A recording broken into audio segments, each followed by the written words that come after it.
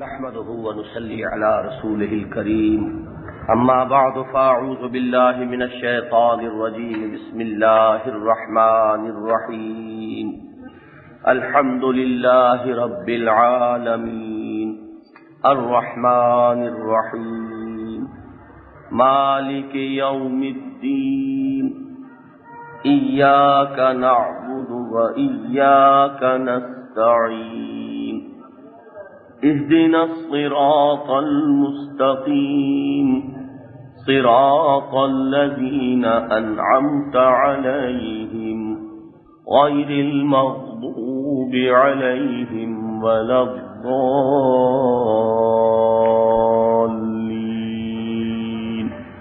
آمين رب اشرح لي صدري ويسر لي أمري واحلل عقدة من لساني يفقهوا قولي۔ حضرات، پچھلے درس میں ہم نے سورہ فاتحہ کے بارے میں بعض بنیادی اور تعارفی امور پر بحث کی تھی۔ سورہ فاتحہ کی اہمیت ہمارے دین میں اتنی ہے کہ اس کے فہم پر اور اس کے تدبر پر اگر کئی اجتماعات صرف ہو جائیں تو یہ یقیناً اس کا حق ہے۔ یہ بھی میں عرض کر دوں کہ اس سورہ مبارکہ کے درس کا حق ادا کرنا واقعہ یہ ہے کہ کسی انسان کے بس میں نہیں ہے۔ جس کی عظمت یہ ہو کہ حضور فرما رہے ہوں کہ اس جیسی صورت نہ تورات میں نازل ہوئی، نہ انجیل میں نازل ہوئی، نہ خود قرآن مجید ہی میں اس کا کوئی مثل ہے، اس کی کوئی اور نظیر یا اس کے ہم پلہ کوئی اور صورت ہے، تو اب اس کا حق ادا کرنا کس انسان کے بس میں ہے؟ ہمارے اس زمانے میں مولانا ابوالکلام آزاد مرحوم نے ام الکتاب کے نام سے جو تفسیر سورہ فاتحہ کی لکھی ہے، اس میں کوئی شک نہیں کہ وہ معارف قرآنی کا بھی ایک بہت بڑا خزانہ ہے، پھر یہ کہ وہ اردو ادب کا بھی بہت بڑا شاہکار ہے، اسے اردو ادب کے کلاسکس میں شامل کیا جا سکتا ہے۔ اس کے باوجود یہ نہیں کہا جا سکتا کہ اس سورہ مبارکہ کا حق جیسا ادا ہونا چاہیے وہ ادا ہو گیا۔ اب چونکہ مولانا کا ذکر آ گیا ہے تو میں ساتھ یہ وضاحت کر دوں کہ ان کے سیاسی نظریات کا معاملہ اور ہے، مجھے اس سے اس وقت بحث نہیں ہے۔ وہ اتفاق والا معاملہ ہو یا اختلاف والا معاملہ ہو، وہ ایک علیحدہ بحث ہے۔ اس وقت میں ان کے صرف اس تفسیر سورہ فاتحہ کے بارے میں گفتگو کر رہا ہوں، اور اگرچہ میں حیران ہوں کہ 7 آیات میں سے ایک آیت کا تو انہوں نے کسی درجے میں بھی حق ادا نہیں کیا، بڑا مختصر سا ایک پیرا لکھ کر وہ گزر گئے ہیں، حالانکہ وہ مرکزی آیت ہے سورہ مبارکہ کی، ایاک نعبد و ایاک نستعین، جیسا کہ ابھی میں عرض کروں گا یہ اس کی بڑی بنیادی اور بڑی مرکزی آیت ہے، اس پر کچھ نہیں لکھا۔ ربوبیت پر، رحمت پر، ہدایت پر، یہ 3 جو ان کے کانسیپٹس ہیں سورہ فاتحہ کے بنیادی، اس پر بڑی مفصل گفتگو کی ہے، اور میں ان کے بارے میں یہ کہہ سکتا ہوں کہ شاید کسی اور کے لیے اس مقام تک پہنچنا ممکن نہ ہو جس حد تک کہ مولانا ابوالکلام آزاد پہنچ گئے ہیں تفسیر سورہ فاتحہ میں ان 3 مباحث میں۔ بہرحال میں نے پچھلی مرتبہ عرض کیا تھا کہ آج ہم اس سورہ مبارکہ کے مضامین کا ایک تجزیہ کریں گے۔ اصل میں تجزیے سے فائدہ یہ ہوتا ہے کہ کسی شے کے یا کسی پیچیدہ بحث کے اگر آپ اجزاء معین کر لیں تو ان کو سمجھنا بھی آسان ہے اور سمجھ کر یاد رکھنا بھی آسان ہے، اس کے حوالے سے استحضار جو ہے وہ آسان ہو جاتا ہے۔ اس سورہ مبارکہ کے مضامین کا تجزیہ بھی ہمیں ایک حدیث قدسی سے ملتا ہے، میں نے اجمالاً پچھلی مرتبہ اس کا ذکر کیا تھا، آج سب سے پہلے ہم اس کا مطالعہ کریں گے۔ اس کے راوی حضرت ابو ہریرہ ہیں رضی اللہ تعالی عنہ، اور شیخین میں سے تو اس کو روایت کیا ہے امام مسلم نے رحمہ اللہ، ان کے علاوہ امام مالک، امام ترمذی، امام ابو داؤد، امام نسائی اور امام ابن ماجہ، ان سب نے اس روایت کو لیا ہے اپنی اپنی کتابوں میں۔ اس سے ایک تو یہ بھی معلوم ہو جائے گا کہ ہماری نماز جو ہے اس کا جزو لا ینفق یہی سورہ فاتحہ ہے۔ اس کی اصل روح سورہ فاتحہ ہے۔ پھر جیسا کہ میں نے پچھلی مرتبہ عرض کیا تھا، اس اختلافی مسئلے کا حل بھی مل جائے گا کہ آیا آیت بسم اللہ اس سورت کا جز ہے یا نہیں۔ عن ابی ہریرہ رضی اللہ عنہ عن النبی صلی اللہ علیہ وسلم قال، حضرت ابو ہریرہ سے مروی ہے کہ نبی اکرم صلی اللہ علیہ وسلم نے فرمایا، من صلی صلاۃ لم یقرأ فیہا بأم القرآن فہی خداج ثلاثا۔ حضور نے فرمایا کہ جس نے نماز پڑھی اور اس میں سورہ فاتحہ ام القرآن کہا گیا، ایک تو نام سے ہی اس کی عظمت کی طرف اشارہ کر دیا گیا، یہ قرآن مجید کے لیے جڑ ہے، اساس ہے، بنیاد ہے، اس نے سورہ فاتحہ نہیں پڑھی تو وہ نماز ناقص ہے۔ خداج کہتے ہیں کسی شے کو جو نامکمل ہے۔ اور حضرت ابو ہریرہ فرماتے ہیں کہ یہ جملہ حضور نے 3 مرتبہ دہرایا، ثلاثا، من صلی صلاۃ لم یقرأ فیہا بأم القرآن فہی خداج ثلاثا۔ اس کے بعد حضور ہی کے اپنے الفاظ غیر تمام، وہ پھر مکمل نماز نہیں ہے، پوری نماز نہیں ہے، یہ خداج ہی کی مزید آپ نے وضاحت فرما دی۔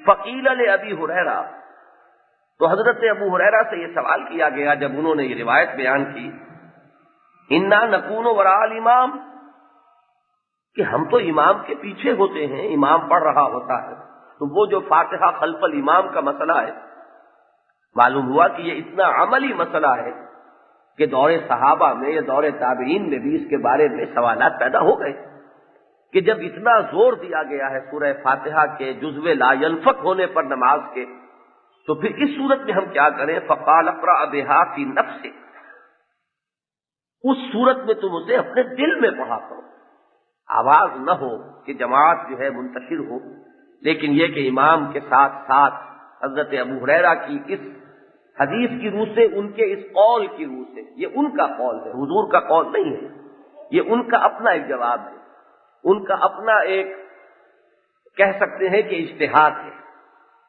فَإِنِّي سَمِعْتُ النَّبِيَّ صلی اللہ علیہ وسلم، اب آگے وہ حدیث شروع ہو رہی ہے، اس لیے کہ میں نے خود سنا ہے نبی اکرم صلی اللہ علیہ وسلم کو فرماتے ہوئے، یقول قال اللہ عز وجل، حضور نے فرمایا کہ اللہ تعالیٰ یہ ارشاد فرماتا ہے۔ اب یہاں سے حدیث قدسی شروع ہو گئی کہ حضور بیان فرما رہے ہیں، لیکن یہ صراحت فرما کر کہ یہ اللہ نے فرمایا، قسمت الصلاۃ بینی و بین عبدی نصفین، میں نے نماز کو تقسیم کر لیا ہے اپنے اور اپنے بندے کے مابین آدھا آدھا۔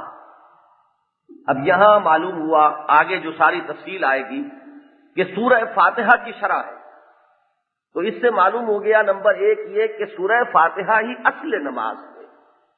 قسمت الصلاۃ بینی و بین عبدی نصفین، میں نے نماز کو اپنے اور اپنے بندے کے مابین آدھا آدھا تقسیم کر لیا ہے، وَلِعَبْدِي مَا سَأَلَ، اور میرے بندے کے لیے ہے جو اس نے مانگا۔ فَإِذَا قَالَ الْعَبْدُ، اب یہاں الفاظ بتا رہے ہیں کہ حدیث قدسی ختم ہو گئی ہے، کیونکہ اذا قال العبد قال اللہ عز وجل، جب بندہ یہ کہتا ہے تو اللہ عز وجل یہ فرماتا ہے۔ اب یہ الفاظ حضور کے ہو سکتے ہیں، اللہ تعالیٰ کے نہیں ہو سکتے، یعنی حدیث قدسی کے الفاظ تو اتنے ہی ہیں، قسمت الصلاۃ بینی و بین عبدی نصفین فلعبدی ما سأل، میں نے نماز کو اپنے اور اپنے بندے کے مابین آدھا آدھا تقسیم کر لیا ہے، اور میرے بندے کے لیے ہے جو اس نے طلب کیا۔ حدیث قدسی اتنی ہے۔ اب اس حدیث قدسی کی شرح حضور فرما رہے ہیں مزید وضاحت کے ساتھ، اذا قال العبد، جب بندہ کہتا ہے الحمدللہ رب العالمین، قال اللہ عز وجل حمدنی عبدی، جب بندہ کہتا ہے الحمدللہ رب العالمین، اللہ فرماتا ہے عز وجل میرے بندے نے میری حمد کی۔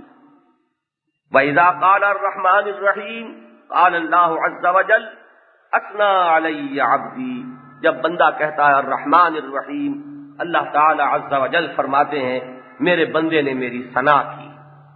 وَإِذَا قَالَ مَالِكِ يَوْمِ الدِّينِ، اور جب بندہ کہتا ہے مالک یوم الدین، قال اللہ مجدنی عبدی، اللہ فرماتا ہے میرے بندے نے میری بزرگی بیان کی.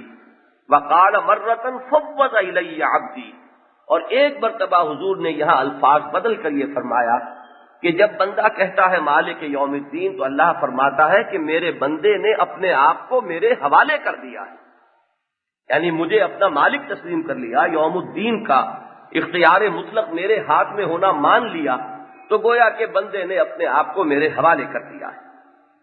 فَإِذَا قَالَ إِيَّاكَ نَعْبُدُ وَإِيَّاكَ نَسْتَعِينُ، جب بندہ کہتا ہے إِيَّاكَ نَعْبُدُ وَإِيَّاكَ نَسْتَعِينُ قَالَ هَذَا بَيْنِي وَبَيْنَ عَبْدِي، یہ ہے میرے اور میرے بندے کے مابین. وَلِعَبْدِي مَا سَأَلَ، اور میرے بندے کے لیے ہے جو اس نے مانگا. فَإِذَا قَالَ، اور جب بندہ کہتا ہے اهدنا الصراط المستقيم صراط الذين أنعمت عليهم غير المغضوب عليهم ولا الضالين قال هذا لعبدي ولعبدي ما سأل، تو اللہ تعالیٰ فرماتا ہے کہ یہ میرے بندے کے لیے ہے اور میں نے اپنے بندے کو عطا فرمایا جو اس نے مجھ سے مانگا. اب یہ جو بڑی پیاری وضاحت ہمیں مل گئی حدیث میں، اور حدیث بھی اس پائے کی ہے، صحیحین کے رتبے کی حدیث ہے، تو اس سے ایک طرف تو یہ معلوم ہوا کہ نماز کا اصل جوہر، نماز کا اصل لب لباب، اصل نماز سورہ فاتحہ. ایک یہ بھی معلوم ہو گیا کہ آیت بسم اللہ اس سورت کا جز نہیں ہے. امام اعظم رحمۃ اللہ علیہ کی یہ رائے بہت وزنی ہے، اس لیے کہ اس میں آیت بسم اللہ کا ذکر نہیں ہے. ویسے بھی ایک ذوق سلیم جو ہے وہ بھی اس کا کچھ فیصلہ کرتا ہے، اس لیے کہ اس میں تکرار بہت ہو جاتی ہے. بسم اللہ الرحمن الرحیم، الحمد للہ رب العالمین الرحمن الرحیم، تو یہ تکرار جو ہے یہ بھی ذوق کے مطابق نہیں ہے. بسم اللہ علیحدہ ایک آیت ہے، اور وہ وہاں اس لیے درج ہے کہ ہر سورت کے شروع میں درج ہے، بطور ایک علامت کے کہ اب نئی سورت شروع ہو رہی ہے، سوائے ایک سورت سورہ توبہ کے. اصل میں سورہ فاتحہ جو شروع ہوتی ہے وہ الحمد للہ رب العالمین سے شروع ہوتی ہے. اب ذرا اس چیز کو ذہن میں رکھیے، تو اس سورہ مبارکہ کے 3 حصے بن جاتے ہیں. ایک حصہ جو پہلی 3 آیات پر مشتمل ہے وہ کل کا کل اللہ کے لیے، حمد اللہ کی، ثنا اللہ کی، تمجید اللہ کی، یہ ساری حمد و ثنا اور تمجید جو ہے یہ اللہ کی ہے. تو ایک حصہ کلیتاً اللہ کا ہوا، الحمد للہ رب العالمین الرحمن الرحیم مالک یوم الدین. یہ 3 آیات ہیں. آخری 3 آیات جو ہیں یہ ایک استدعا ہے، ایک دعا ہے، ایک درخواست ہے. اہدنا الصراط المستقیم صراط الذین انعمت علیہم غیر المغضوب علیہم ولا الضالین. یہ ہدایت جو ہے یہ بندے کی احتیاج ہے، بندے کی ضرورت ہے، لہذا اس کے بارے میں اللہ نے فیصلہ فرمایا یہ میرے بندے کے لیے ہے، اور میرے بندے نے جو مجھ سے مانگا میں نے دیا. پہلی 3 آیات اللہ کے لیے، آخری 3 آیات بندے کے لیے. اب درمیانی آیت ہے جو میں عرض کر رہا تھا کہ وہ مرکزی آیت ہے، وہ ان دونوں کو جوڑنے والی آیت ہے. ایاک نعبد و ایاک نستعین. عجیب بات ہے اس میں، اس حدیث پر جب غور کرتا ہے انسان تو جو پہلو آتے ہیں سامنے، جن میں سے ہر پہلو جو ہے بہت ہی انسان کے لیے اس کے بصیرت باطنی کے اندر اضافہ کرنے والا ہے. عجیب بات یہ ہے کہ آیتیں 3 ہیں لیکن جملہ ایک ہی ہے، گرامر کی روح سے جملہ ایک ہے.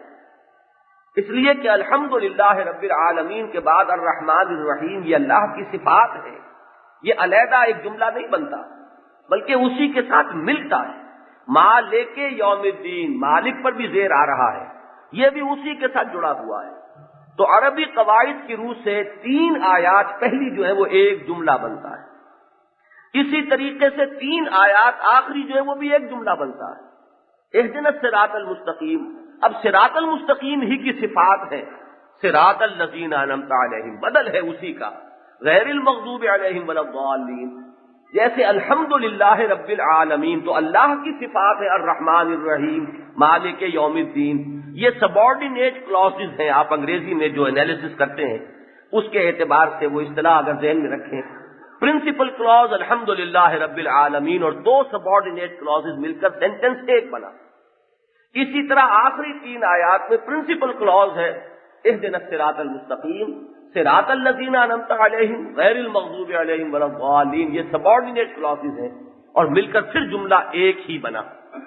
درمیانی آیت جو ہے یہ ایک آیت میں 2 جملے ہیں.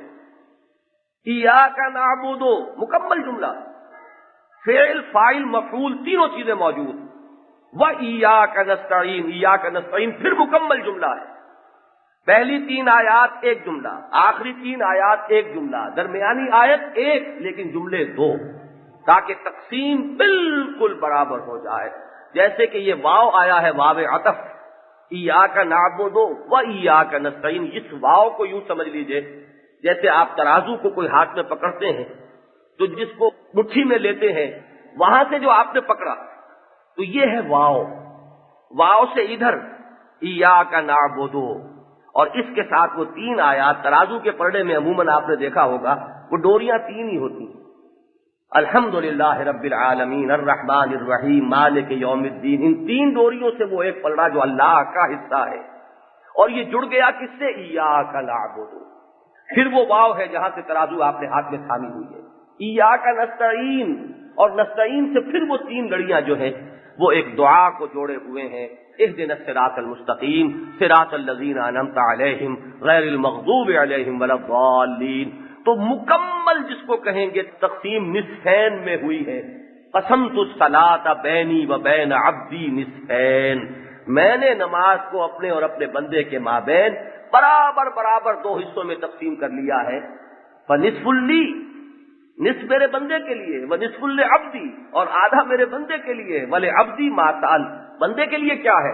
बंदे के तो लिए सवाल ही है, दुआ है, इस्तिदा है जो उसने की है, तो जो उसने मुझसे मांगा मैंने उसे दिया। तो ये है वो तज्जिया कि इसको ज़हन में रखकर अब आज हम कोशिश करते हैं कि इसका जो पहला हिस्सा है उसको समझ लें। मैंने पिछली मर्तबा भी वजाहत कर दी थी, आज फिर जान लीजिए। फलसफा कुरान के एतबार से ये बहुत अहम बहस है। हमारे मुंतखब निसाब का जो तीसरा दर्स था सूरह लुकमान के दूसरे रुकू पर मुश्तमिल, यूं समझिए कि सूरह फातिहा के निस्फ़े अव्वल में वो तमाम मज़ामीन आ गए। वो मजमून क्या था? मारिफत खुदाबंदी, तौहीद खुदाबंदी, ये मजमून शुक्र अल्लाह का, ये तमाम मज़ामीन जो हम पढ़ चुके हैं सूरह लुकमान के पहले रुकू की इब्तदाई आयात में, उन्हीं को आगे जरा एक कदम बढ़कर समझिए तो ये पहला हिस्सा है सूरह फातिहा का। फरमाया अल्हम्दुलिल्लाह रब्बिल आलमीन, और ज़हन में रखिएगा कि हमने जो 6 तकरीरें अक़साम शिर्क के मौजू पर यहां हुई हैं, उनमें जो मज़ामीन आए हैं आज वो एक दूसरे रुख से आ जाएंगे। शिर्क की जिद है तौहीद, और तौहीद पर सूरह फातिहा का ये हिस्सा जो है निहायत जामे। पहली आयत अल्हम्दुलिल्लाह रब्बिल आलमीन, हम्द के मानी के बारे में ये बात अच्छी तरह याद रखनी चाहिए कि इसके अंदर 2 मफहूम है। बुनियादी मफहूम है शुक्र का, वही जो सूरह लुकमान में हम पढ़ चुके। वलक़द आतैना लुकमान अल हिकमत अनिश्कुर लिल्लाह व मन यशकुर फइन्नमा यशकुरु लिनफ्सिही। तो शुक्र के बारे में मैंने अर्ज किया था कि किसी मुनइम का शुक्र अदा किया जाता है उसके किसी एहसान और इनाम पर। उसने आपके साथ भलाई की, कोई आपकी जरूरत पूरी की, कोई आपकी तकलीफ रफा की, तो आप उसका शुक्र करेंगे। इससे जरा आगे बढ़कर एक ऐसी हस्ती का तसव्वुर कीजिए जिसमें कमालात हैं, महासिन हैं, चाहे आपको बराह रास्त उससे कोई फायदा ना पहुंच रहा हो। एक फूल है, आपने देखा बहुत खूबसूरत है, आपकी कोई जरूरत उसको देखने से पूरी नहीं हुई, लेकिन आप उसकी तारीफ करते हैं, उम्दा चीज है, बहुत खूबसूरत फूल है, इसमें खुशबू बड़ी आला है, ये है उसके हुस्न या उसके कमाल की तारीफ। इसी तरीके से कोई मंजर है बहुत उम्दा, बहुत आला, उस मंजर की तारीफ करते हैं। किसी में कोई ऐसा वस्फ है जो महमूद है, उम्दा वस्फ है, आप उसकी सना करते हैं, उसकी तारीफ बयान करते हैं, चाहे उसके उस वस्फ से बराह रास्त आपको कोई फायदा पहुंचा हो या ना पहुंचा हो। तो अगर तो किसी हस्ती से आपको कोई फैज पहुंचा है तो आप शुक्र करते हैं, और अगर किसी में कोई हुस्न है, कोई कमाल है, कोई खैर है, कोई खूबी है, चाहे उससे बराह रास्त आपको कोई फायदा न पहुंचा हो, तो आप उसकी तारीफ करते हैं। जब इन दोनों चीजों को आप जमा कर लेंगे, शुक्र और तारीफ, तो ये लफ्ज हम्द बन जाएगा। लफ्ज हम्द का आमतौर पर तर्जुमा हमारे यहां सिर्फ तारीफ से कर दिया जाता है, कुल तारीफ अल्लाह के लिए, लेकिन इससे बात पूरी नहीं होती। بنیادی مفہوم جو حمد میں ہے وہ شکر کا ہے، البتہ شکر پر اضافہ ہو جائے گا تعریف کا، تو شکر اور تعریف کو جب آپ جمع کر دیں گے تو وہ لفظ حمد بن جائے گا۔ ایک بات اور بھی نوٹ کر لیجئے، تعریف کا لفظ بھی عربی کا ہے۔ عربی میں تعریف کا لفظ اس معنی میں نہیں بولا جاتا جس معنی میں ہم اردو میں بولتے ہیں۔ عربی میں اس کے لیے لفظ ثنا ہے۔ ثنا کے کیا معنی ہے میں نے بتایا تھا آپ کو، دوہرا کرنا۔ کسی میں کوئی وصف ہے، آپ نے وہ وصف اس کے سامنے بیان کیا، گویا کہ اس کا وصف اس کی طرف لوٹ آیا۔ کسی پھول کی خوبصورتی ہے آپ نے بیان کی تو اس کے وصف کو اس کی طرف لوٹا دیا، تو یہ لوٹانا، دہرانا، یہ اصل میں ثنا کا مفہوم ہے۔ تو ثنا یہ ہے کہ کسی کے حسن اور کسی کے کمال اور کسی کی خوبی کو بیان کیا جائے، یہ ثنا ہے۔ اور اگر اس سے کوئی خیر، کوئی نفع، کوئی بھلائی آپ کو پہنچی ہے تو اب یہ صرف ثنا نہیں ہوگا، یہ شکر ہو جائے گا۔ اور ان دونوں کو جب جمع کریں گے تو یہ ہے لفظ حمد۔ میں نے جب سورہ سبا کا درس یہاں شروع ہوا تھا، یاد ہوگا آپ کو، بڑی وضاحت کے ساتھ عرض کیا تھا کہ لفظ حمد کا ہمارے دین سے بڑا گہرا تعلق ہے۔ ہم اس امت کا نام ہی حمادون ہے، بہت حمد کرنے والے۔ ہمارے نبی اکرم صلی اللہ علیہ وسلم کے جو نام ہیں وہ اسی حمد کے مادے سے ماخوذ ہیں۔ قرآن مجید میں آپ کا نام محمد آیا، احمد آیا، اسمہ احمد۔ احمد بھی حمد سے تفضیل کا صیغہ ہے۔ محمد تحمید سے اس میں مفعول ہے جس کی انتہائی حمد کی گئی ہو۔ حضور فرماتے انا حامد، انا احمد، انا محمد، میں حامد بھی ہوں، میں محمود بھی ہوں، میں محمد بھی ہوں۔ تو یہ تمام رسماں جو ہے آپ کے اکثر و بیشتر یہ اس لفظ حمد سے ماخوذ ہے۔ پھر یہ کہ جو مقام آپ کو ملنے والا ہے قیامت میں، اس کو قرآن نے نام دیا مقام محمودا، عسیٰ ان یبعثک ربک مقاما محمودا۔ کیا عجب کہ اے نبی آپ کو آپ کا رب مقام محمود عطا فرمائے۔ ایک حدیث میں آتا ہے کہ میدان حشر میں حضور اپنے بارے میں فرماتے ہیں لواء الحمد بیدی، اللہ کی حمد کا جھنڈا میرے ہاتھ میں ہوگا۔ اور جب وہ میدان حشر میں دربار خداوندی لگے گا تو حمد جو ہے اللہ تعالیٰ کی وہ میں کروں گا۔ اور اس روز کیونکہ پوری نوع انسانی کے گلے سرسبد آپ ہیں، آپ ہیں پوری نوع انسانی کے سردار، آپ ہیں گویا کہ حاصل انسانیت، لہذا دربار خداوندی میں مجھے شعر یاد آ گیا ہے امیر خسرو کا کہ خدا خود میر محفل بود اندر لامکاں خسرو، محمد شمع محفل بود شب جائے کہ من بودم۔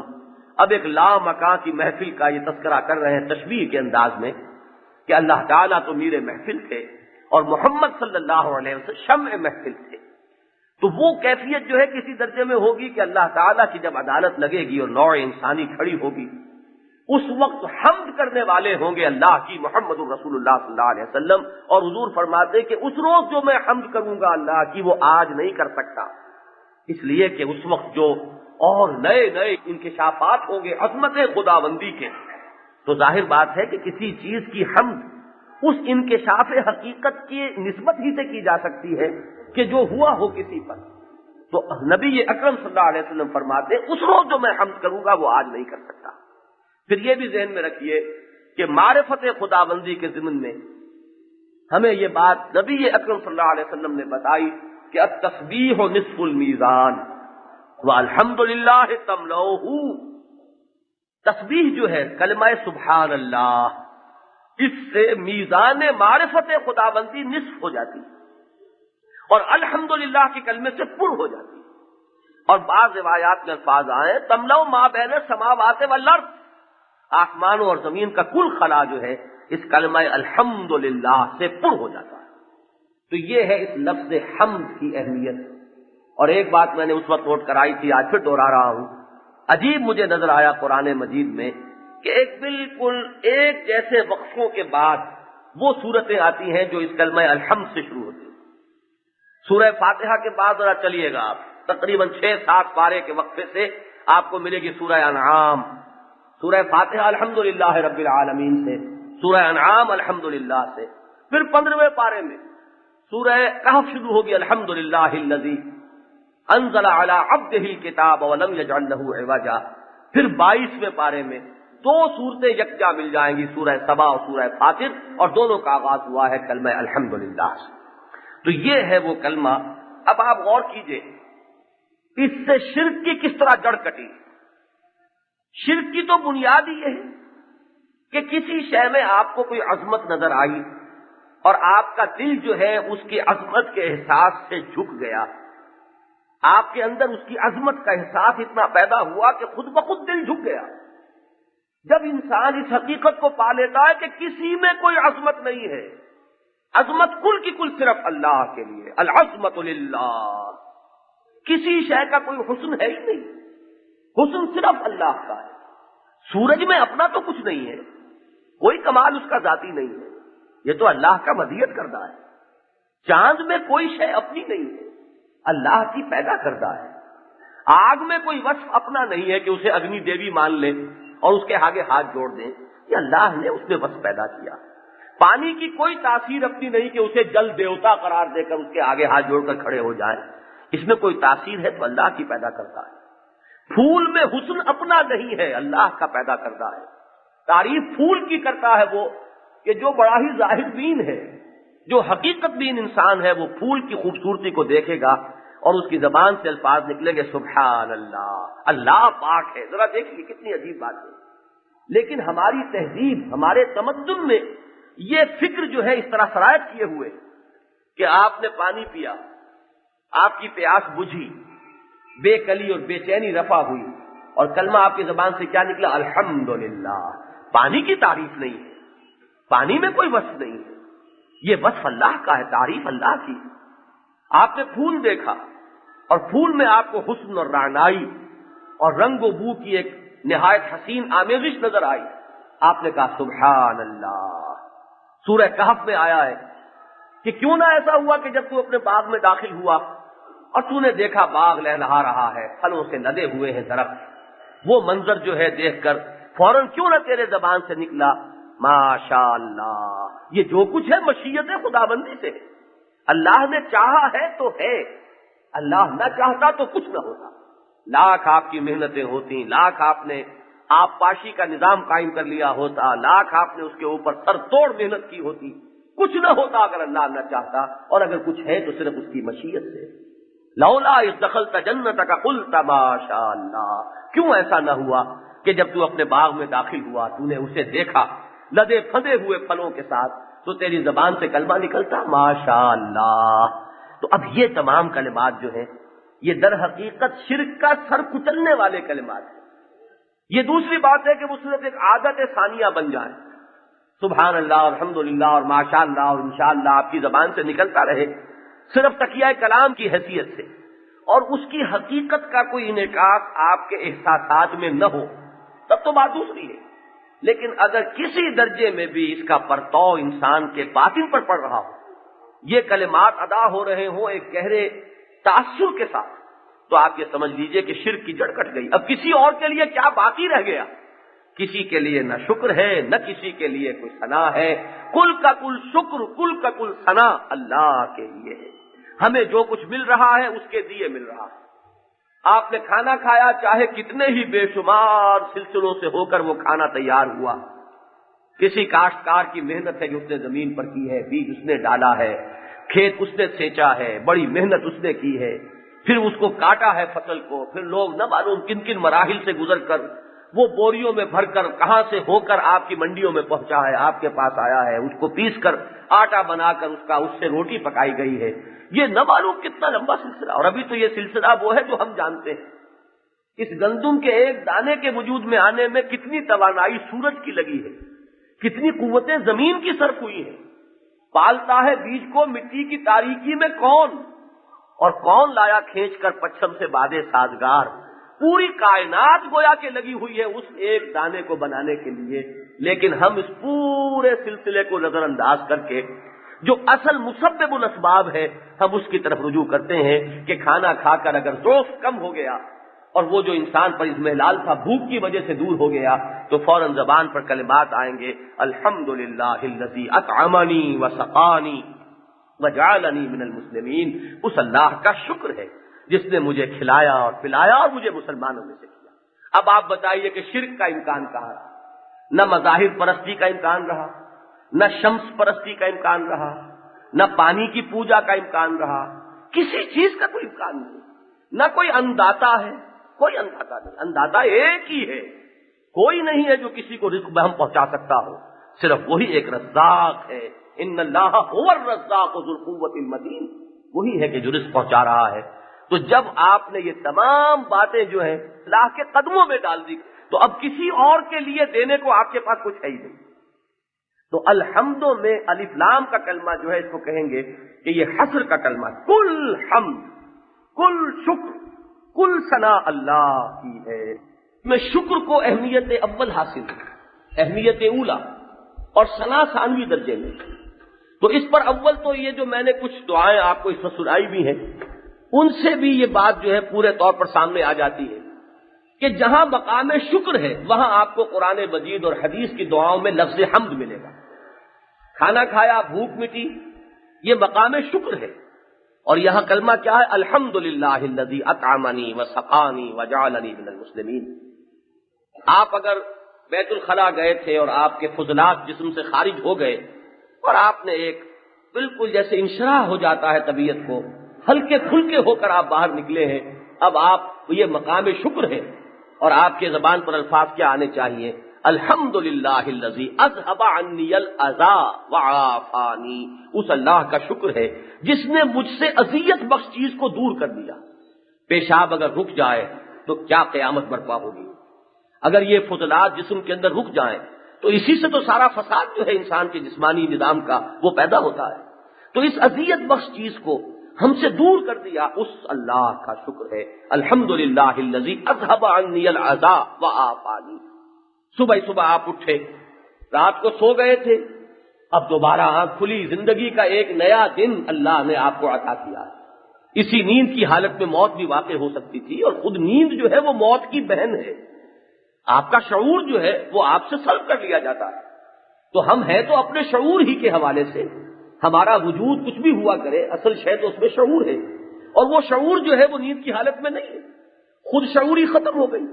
تو اب جب دوبارہ آنکھ کھلی اور شعور کی کیفیت آپ کو محسوس ہوئی، اب وہ مقام شکر ہے۔ الحمدللہ الذی احیانی بعد ما اماتنی والیہ النشور، اللہ کا شکر ہے جس نے مجھے اثر نو زندگی عطا فرمائی، اس کے بعد کہ مجھ پر موت وارد ہو گئی تھی، اور اسی طرح ایک روز اس کی طرف ہم چلیں گے۔ ایک نیند اور بھی آنی ہے جس کو ہم موت کہتے ہیں، اور اس سے بھی ایک روز اسی طرح صبح کو اٹھیں گے جیسے روزانہ صبح کو اٹھ جاتے ہیں، اور اپنے رب کے حضور میں ہم حاضر ہو جائیں گے۔ اب دیکھیے تمام یہ قرآن مجید میں حضرت ابراہیم کا قول نقل ہوا، الحمدللہ الذی وہب لی علی الکبر اسماعیل و اسحاق۔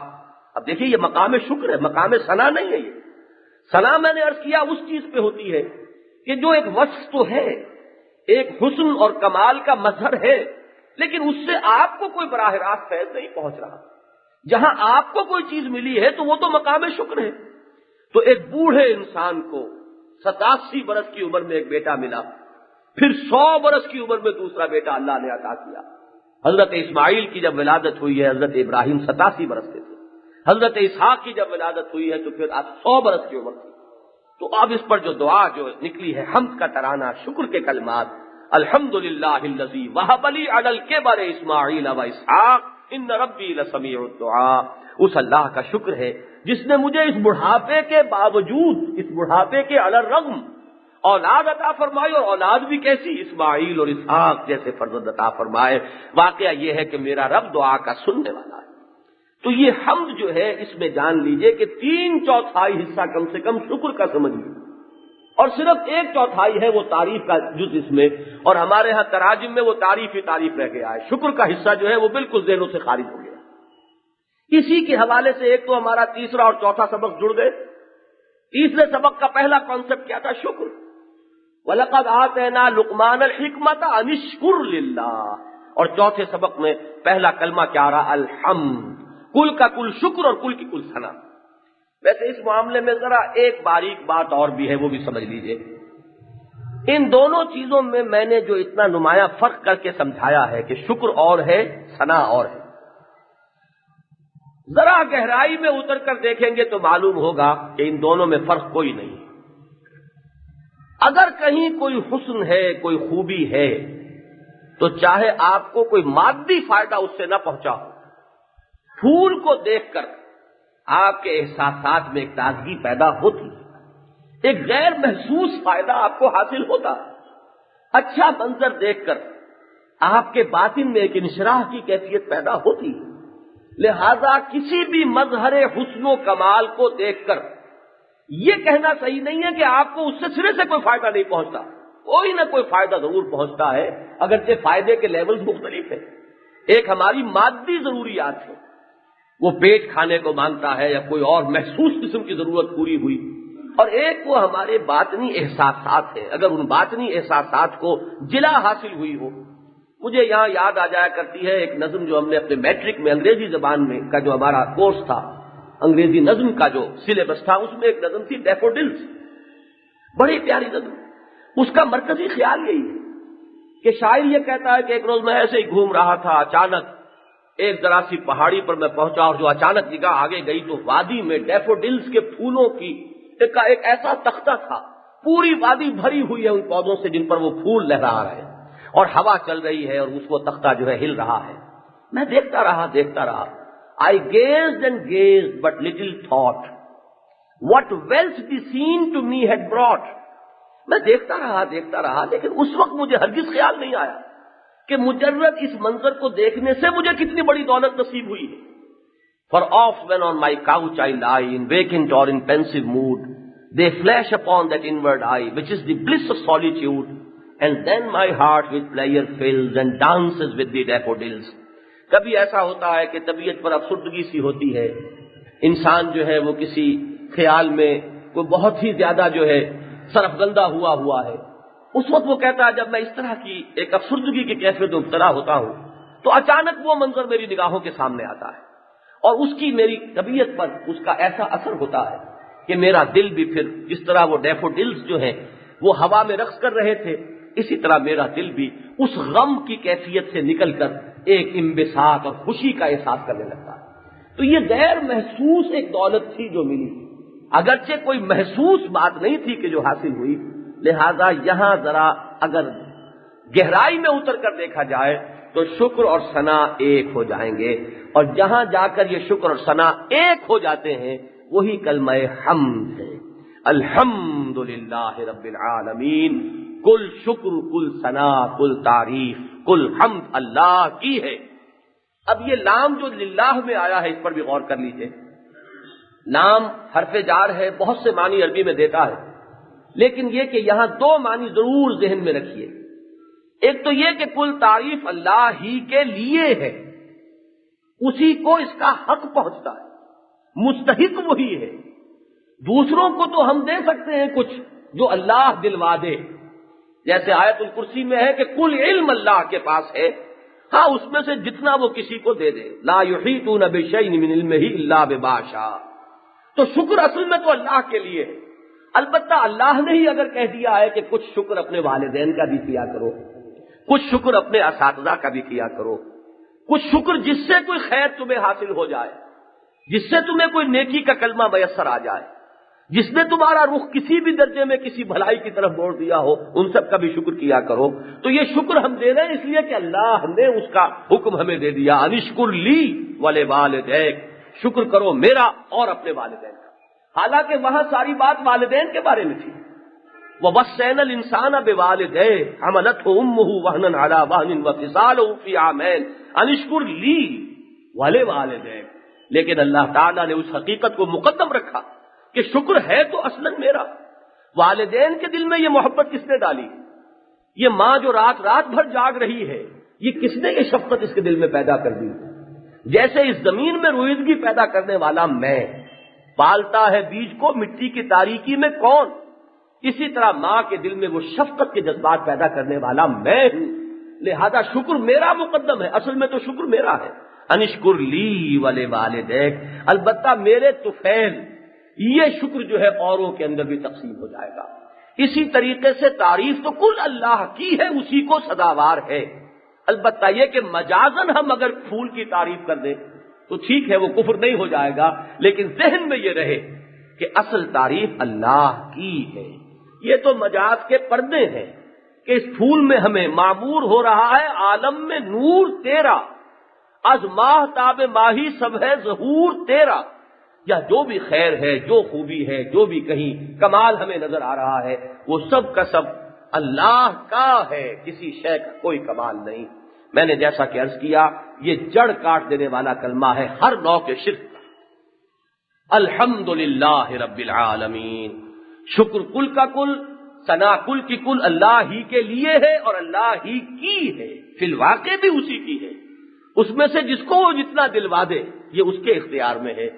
اب رب کے لفظ کو سمجھیے، اللہ کے بارے میں اب 3 آ رہی ہیں اس کی، اس کو نعت بھی کہہ دیتے ہیں، عربی زبان میں صفت بھی کہتے ہیں، نعت بھی کہتے ہیں۔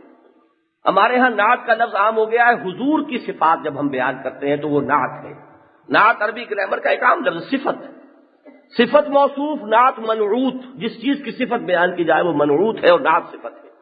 اللہ کے لیے یہاں پر 3 صفات آ رہی ہیں۔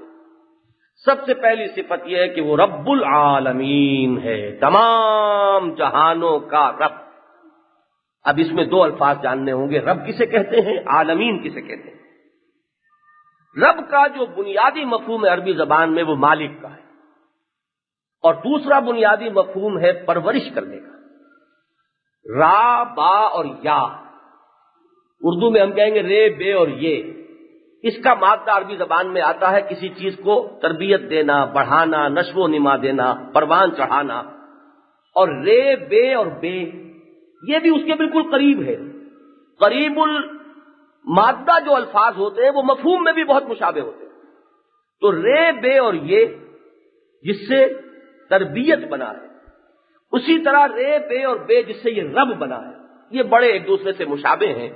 تو رب وہ ہے کہ جو ہر چیز کو نشو و نما دے رہا ہے، پال رہا ہے، پوس رہا ہے، اس کے لیے پروردگار، پرورش کنندہ یہ فارسی میں ہوگا، اور پالن ہار یہ ہندی میں ہوگا۔ آپ دیکھیں گے ہمارے جو ابتدائی ترجمے ہیں اردو کے، اس میں ہندی الفاظ کافی ہیں، شاہ عبد القادر کے ترجمے میں بھی اور شاہ رفیع الدین کے ترجمے میں بھی، کیونکہ وہ آپ سوچئے کہ آج سے 250 برس پہلے کی اردو ہے۔ اس وقت کی اردو میں اگر ولی دکنی کی اردو آپ دیکھیں جو اس سے بھی پہلے کی ہے، تو اس میں تو آپ کو 75% ہندی کے الفاظ مل جائیں گے، بلکہ ان کی ترکیبیں، اس کا انداز جو ہے وہ بالکل ہندی کا سا ہوگا۔ تو رفتہ رفتہ اصل میں ہوا ہے کہ اردو زبان میں ووکیبلری جو ہے وہ فارسی اور عربی کی جو ہے وہ غالب آئی ہے، اور ہندی الفاظ آہستہ آہستہ نکل گئے۔ تو پالن ہار یہ آپ کو لفظ مل جائے گا۔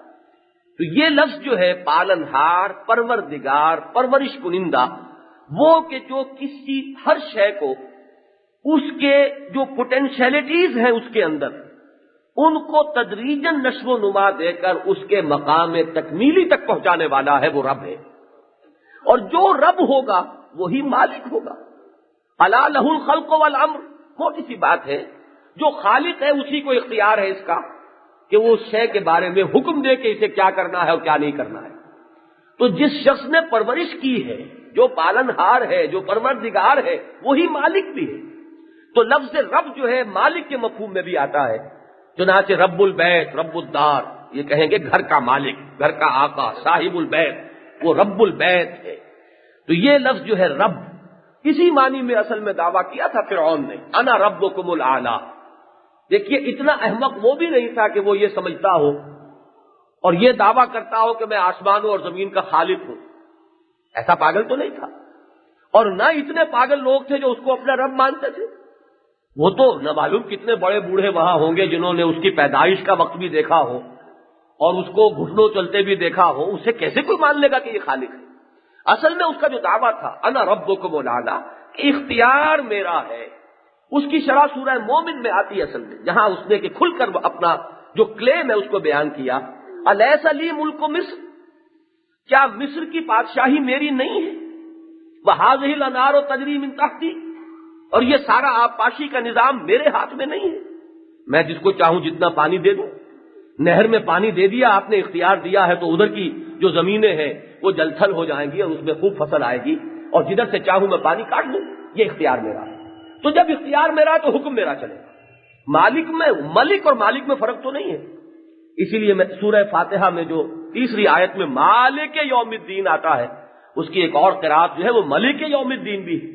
مصری قراء کی قراتوں میں آپ نے یہ قرات سنی ہوگی۔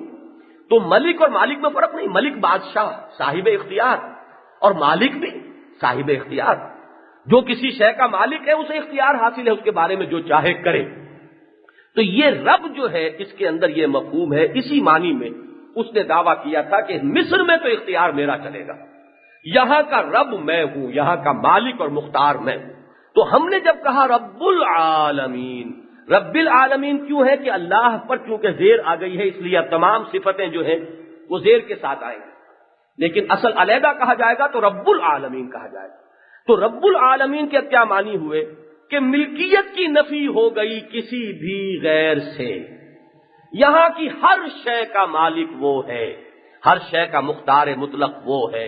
عملی اعتبار سے سوچئے کہ نظری اعتبار سے توحید کی تکمیل ہو گئی الحمدللہ پر، عملی اعتبار سے توحید کی تکمیل ہو گئی رب العالمین پر۔ مالک وہ ہے، اختیار اس کا چلے گا، جو حضور نے فرمایا کہ لا طاعت لمخلوق فی معصیت الخالق، مخلوقات میں سے کسی کی اطاعت نہیں ہوگی جس میں خالق کی معصیت لازم آتی ہے۔ رب وہ ہے، مالک وہ ہے، ملکیت تامہ اسی کی ہے۔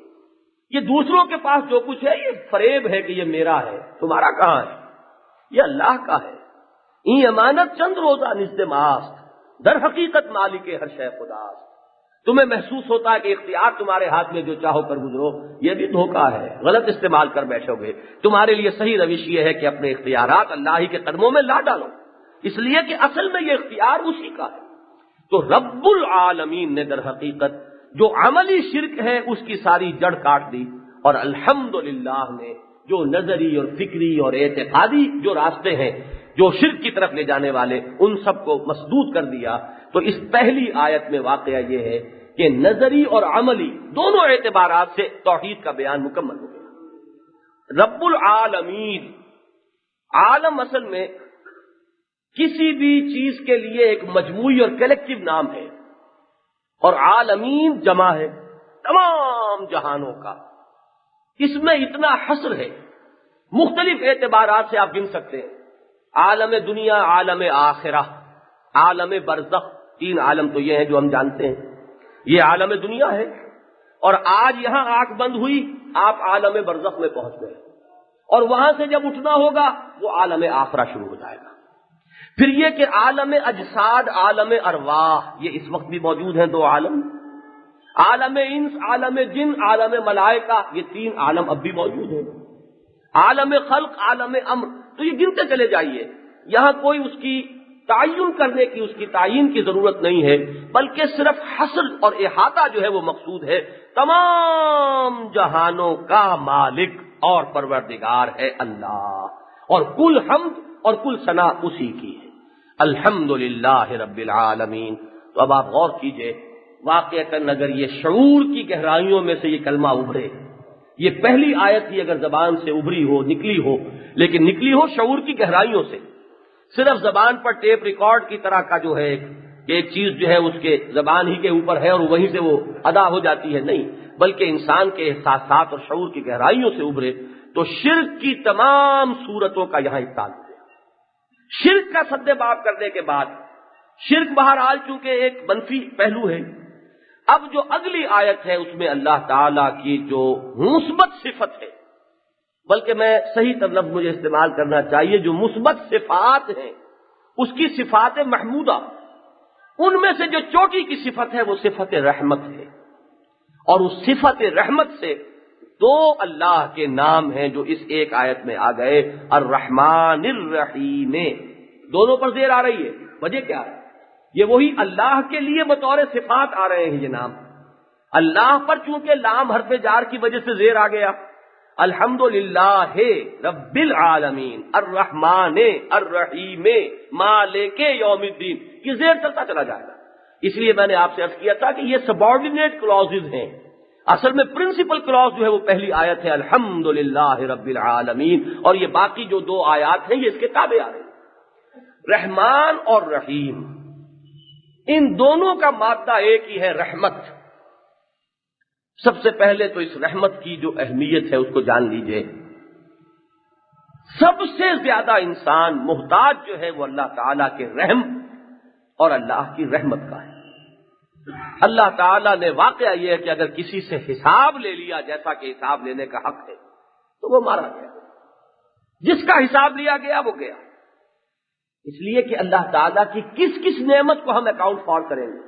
فَبِأَيِّ آلَاءِ رَبِّكُمَا تُكَذِّبَانِ، بعض احادیث میں سمجھانے کے لیے ان چیزوں کو تمثیل کے پیرائے میں، واقعے کے پیرائے میں اس طرح بیان کیا گیا ہے کہ ایک شخص بہت ہی عابد اور بہت زاہد اور سال ہا سال کی عبادت اس کی تھی، اسے کچھ تھوڑا سا غرہ ہو گیا، کچھ غرور ہو گیا، کچھ ظلم ہو گیا، میں نے تو بڑی عبادت کی ہے، اللہ نے اس کو امتحان میں ڈالا، ایک وقت میں کوئی ایسی کیفیت ہوئی کہ شدید پیاس سے دوچار ہو گیا، پانی کہیں نہیں، اس وقت پھر کوئی آتا ہے، کوئی فرشتہ امتحان کی غرض سے، اور کہتا ہے یہ 2 گھونٹ پانی، لیکن ساری جو اب تک کی عبادت ہے وہ دو گے تو یہ 2 گھونٹ پانی میں دوں گا، اور جان پر جو بنی ہوئی تھی اس وقت اس نے اپنی کل عبادت جو ہے اس کا سودا کر لیا اس 2 گھونٹ پانی کے عوض۔ اور یہ ہم اپنے اوپر طاری کر کے سوچ سکتے ہیں، جب جان پر بنی ہوتی ہے انسان کے، ہوا اگر نہ ہو تھوڑی دیر کے لیے حبس شدید ہو جائے جان پر بن جائے، اس وقت ہمیں محسوس بھی نہیں ہوتا کہ ہوا بھی کوئی نعمت ہے، لیکن ذرا اس ہوا کا پریشر کم ہو جائے، وہ جو ہوائی جہاز میں جو لوگ سفر کرتے ہیں وہ ہر مرتبہ یہ سنتے ہیں وارننگ، اگر سفر کے دوران، فلائٹ کے دوران کہیں ہوا کا توازن بگڑ جائے تو ہم نے آکسیجن کا اہتمام کیا ہوا ہے، ذرا سا اگر اس کے اندر دباؤ کم ہو جائے جان پر بن جائے گی۔ معلوم ہوگا کتنی بڑی نعمت ہے یہ ہوا، جس کی کوئی قیمت نہیں ہے، جس کو آپ خریدتے نہیں ہیں کچھ دے کر۔ یہ پانی کتنی بڑی نعمت ہے، یہ ایک ایک ہمارا جوڑ جو چل رہا ہے، اس کا چلنا کتنی بڑی نعمت ہے اللہ تعالیٰ کی طرف سے، اور کتنا بڑا احسان ہے اس کا۔ حضور فرماتے ہیں وہ 80 کا عدد آیا ہے، وہ بھی صرف ایک تذکرے کے طور پر کہ انسان کے جسم میں اتنے جوڑ ہیں اور ہر جوڑ کی صحت و درستی پر اس کے ذمے ایک شکر واجب ہے۔ کتنا شکر ہم کریں گے۔ ایک جگہ پر یہ جو شیخ سعدی نے اس کو بیان کیا ہے وہ میں سمجھتا ہوں واقعہ یہ ہے کہ اس موضوع پر وہ حرف آخر ہوگا۔ وہ کہتے ہیں کہ ہر سانس جب انسان کے جسم کے اندر جاتا ہے وہ موجب تقویت ہوتا ہے، آکسیجن گئی، اسی آکسیجن کو آپ برن کریں گے آپ کو انرجی ملے گی، اور جب وہ سانس باہر نکلتا ہے تو وہ کاربن ڈائی آکسائڈ اور نہ معلوم کیا کیا کچھ لے کر نکل رہا ہے، یہ جسم کی صفائی کا ذریعہ بن رہا ہے۔ پس بر ہر نفس 2 شکر واجب است، لہذا ہر سانس پر 2 مرتبہ شکر کرنا واجب ہے عضو عقل۔ تو اب آپ سوچئے اگر اللہ تعالی حساب لینے پر آ جائے، اسی لیے وہ دعا اللہم حاسبنا حسابا یسیرا، پروردگار ہم سے آسان حساب لیجو، ہم تیری فضل اور تیری رحمت کے امیدوار ہیں، اپنے عمل پر ہمارا تکیہ نہیں ہے۔ تو رحمت وہ شے ہے جس کے بارے میں حضور نے فرمایا صلی اللہ علیہ وسلم کہ کوئی شخص بھی اپنے عمل اور اپنے نیکی کی وجہ سے جنت میں داخل نہیں ہو سکے گا جب تک کہ رحمت خداوندی دستگیری نہ کرے۔ اور کسی صحابی نے بڑی ہمت اور جرأت کا ثبوت دیا کہ پوچھ لیا، سوال حضور سے کر لیا کہ کیا حضور آپ بھی؟ آپ نے فرمایا ہاں میں بھی۔ اب آپ سوچئے کہ اگر محمد الرسول اللہ صلی اللہ علیہ وسلم کا یہ معاملہ ہے تو ہما شما تک کہاں کوئی بات پہنچے گی کہ ہم اپنے عمل پر نازاں ہو جائیں۔ ہمیں تو اگر تکیہ ہے تو وہ صرف رحمت پر۔ اب اس رحمت کے لیے 2 الفاظ یہاں آئے، اللہ تعالیٰ کے ناموں میں سے یہ نام کس قدر کثرت سے ریپیٹ ہوئے ذرا اول تو یہ غور کیجئے، 114 مرتبہ تو یہ آیت بسم اللہ میں آ گئے، 113 مرتبہ تو آیت ہے سورتوں کے شروع میں آیت بسم اللہ، اور 1 مرتبہ جو سورہ توبہ میں نہیں ہے، سورہ توبہ کے شروع میں تو سورہ نمل کے بیچ میں موجود ہے۔ حضرت سلیمان نے جو خط لکھا تھا ملکہ سبا کے نام، وہ شروع ہوا انہو من سلیمان وانہو بسم اللہ الرحمن الرحیم۔ تو یہ الرحمن اور الرحیم جو ہے سورہ حشر کے آخر میں بھی یہ دونوں الفاظ اسی طرح جڑواں آتے ہیں۔ سب سے پہلے جو آیت ہے 3 آیات میں اسماء خداوندی کا عظیم ترین جو گلدستہ ہے قرآن مجید میں، یکجا جو اسماء آپ کو ملیں گے سب سے زیادہ وہ سورہ حشر کی آخری 3 آیات ہیں۔ هو اللہ الذی لا الہ الا هو عالم الغیب والشہادہ هو الرحمن الرحیم۔ هو اللہ الذی لا الہ الا هو الملک القدوس السلام المؤمن المہیمن العزیز الجبار المتکبر سبحان اللہ عما یشرکون۔ یہ 3 آیات میں 15 اللہ کے نام ہیں یکجا، ان میں رحمان اور رحیم اسی شان کے ساتھ ہے کہ پہلی آیت میں اللہ کا لفظ آیا اور رحمان اور رحیم کا جس طریقے سے کہ آیت بسم اللہ میں ہے، جس طرح اس سورہ فاتحہ کے شروع میں۔ اب اس میں صرف یہ کہ ایک باریک سا فرق ہے رحمان اور رحیم میں۔ کچھ لوگوں نے تو اس کے اندر یہ مفہوم پیدا کیا ہے کہ رحمان الدنیا و رحیم الآخرہ، اللہ تعالیٰ کی رحمت کی دو شانیں ہیں، ایک دنیا میں ظاہر ہوتی ہے شان، وہ رحمانیت ہے، ایک آخرت میں ظاہر ہوگی شان رحمت کی، وہ رحیمیت ہے۔ اس کی وجہ یہ ہے کہ رحیم بر وزن فعیل ہے، فعیل کے وزن پر صفت مشبہ آتی ہے عربی زبان میں، اور اس میں ایک دوام کا رنگ ہوتا ہے۔ تو آخرت چونکہ دائم ہے، ہمیشہ ہمیش کے لیے ہے، لہذا رحیم کو لوگوں نے آخرت کے ساتھ متعلق مانا۔ یہ دنیا جو ہے عارضی ہے۔ رحمان فعلان کے وزن پر ہے، فعلان میں عربی زبان میں وہ الفاظ آئیں گے اس وزن پر کہ جس میں کسی کیفیت میں عارضی طور پر بہت جوش پیدا ہو جاتا ہے، جوش و خروش کی کیفیت، لیکن ظاہر ہے کہ وہ عارضی ہوتی ہے۔ تو رحمانیت کو اس اعتبار سے دنیا سے متعلق مانا گیا، رحمان الدنیا و رحیم الآخرہ۔ لیکن بات اصل میں یہ پوری طرح بنتی نہیں ہے، یہ دونوں علیحدہ نہیں ہو سکتی۔ اس کو ایک نقطے کو سمجھ لیجئے، اس نقطے کو خوب بیان کیا ہے مولانا حمید الدین فراہی رحمۃ اللہ علیہ نے۔ اللہ تعالیٰ کی صفات اور اسماء جب قرآن میں آئیں بغیر حرف عطف کے، واو نہیں ہے، الرحمن والرحیم اگر آتا یا الرحمن والرحیم تو آپ ان کو جدا کر سکتے تھے، لیکن جب حرف عطف نہیں ہے، اور کمال یہ ہے کہ وہ سورہ حشر کی جو لاسٹ بٹ ون آیت ہے اس میں 8 اسماء آئے ہیں ایک آیت میں، اور کہیں کلمہ عطف نہیں ہے۔ الملک القدوس السلام المؤمن المہیمن العزیز الجبار المتکبر، کئی حرف واو۔ اس سے انہوں نے نقطہ نکالا ہے کہ جہاں حرف واو نہیں آتا اس میں اس طرف رہنمائی ہے کہ یہ صفات ذات خداوندی میں بیک وقت موجود ہیں، ان میں کوئی تقدیم و تاخیر نہیں ہے، کوئی زمانی کوئی فصل نہیں ہے کہ ایک وقت میں ایسا اور ایک وقت میں ایسا، معاذ اللہ۔ یہ تو ہماری تصور ہے، ہماری کیفیات ایسی ہوتی ہیں کہ ہمارے ہاں خوشی ایک وقت میں ہوگی، غمی ایک وقت میں ہو جائے گی، انشراح کسی وقت ہوگا اور کسی وقت قبض کی کیفیت ہو جائے گی، انقباض ہو جائے گا۔ اللہ تعالیٰ کی اسماء اور صفات ان میں کہیں اس نوع کی دوئی نہیں ہے، پلورلزم ہم نہیں شمار کریں گے، یہ بھی ایک طرح کا شرک بن جائے گا۔ اللہ کی ذات واحد ہے اور بآن واحد اس کی تمام صفات اس میں بیک وقت موجود ہیں۔ تو رحمان اور رحیم کا کوئی وہ مفہوم ہمیں تلاش کرنا ہوگا جس میں علیحدہ علیحدہ زمانی یا کوئی کیفیاتی جو ہے وہ بود اور فصل والا معاملہ نہ ہو، بلکہ بیک وقت وہ کیفیت تسلیم کی جائے۔ لہذا اس موضوع پر بھی اب آئندہ باقی بات جو ہے عرض کروں گا۔ بارک اللہ لی ولکم فی القرآن العظیم ونفعنی وإیاکم بالآیات والذکر الحکیم۔